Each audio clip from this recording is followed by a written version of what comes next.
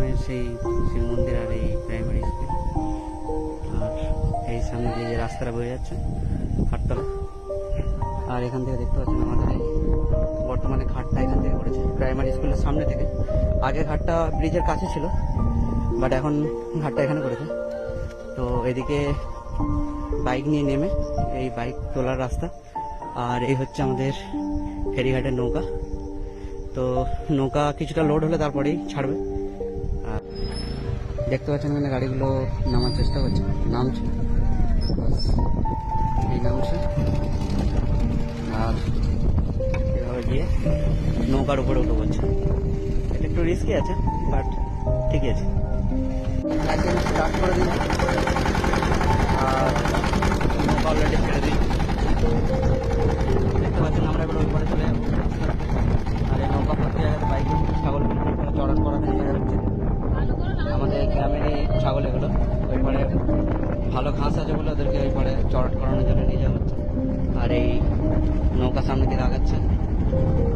এটা গ্রীষ্মকালে যতটা সুন্দর লাগে তার থেকে বেশি সুন্দর লাগে বর্ষাকালে, কারণ জলে ভরাট হয়ে যায় পুরোটা। আর ওই যে দুটো নদীর মিলনস্থল তুলে দেখতে পাওয়া যাচ্ছে। আর ঠিক ওখানটাতে ব্রিজটা ছিল, ব্রিজটা ভেঙে গেছে, তো ওখান থেকে নৌকা চলতো, এখন এই প্রাইমারি স্কুলের সামনে থেকে চলছে। আর এই হচ্ছে বর্ষা, এই দামোদর নদীর অবস্থা।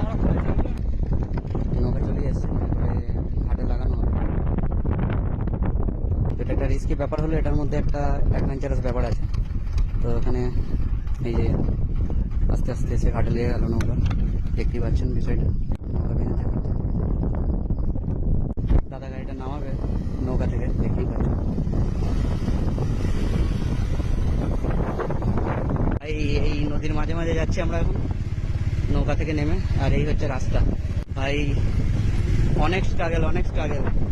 নদীর মাঝে গাড়ি চালানোটা অত ইজি ব্যাপার না, সবার খেল না এই বালির মধ্যে দিয়ে গাড়ি চালানো।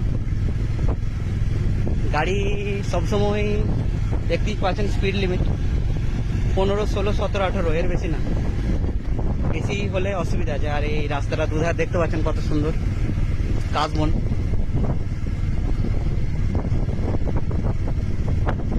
তো অ্যাডভেঞ্চারাস ব্যাপার একটা।